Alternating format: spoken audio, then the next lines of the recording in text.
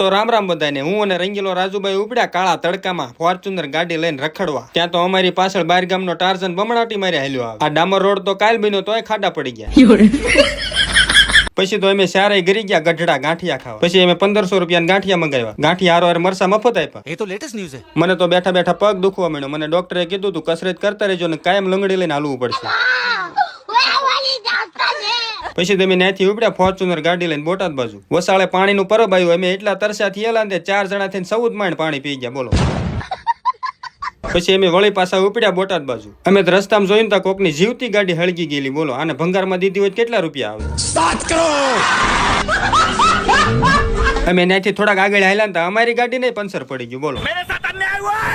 પણ પંચરની દુકાનમાં કમાણી કેવડી? આ ભાઈ લેમ્બોર્ગિની ગાડી લઈને લીંબાળીથી બોટાદ પંચર કરવા આવે. બોલો.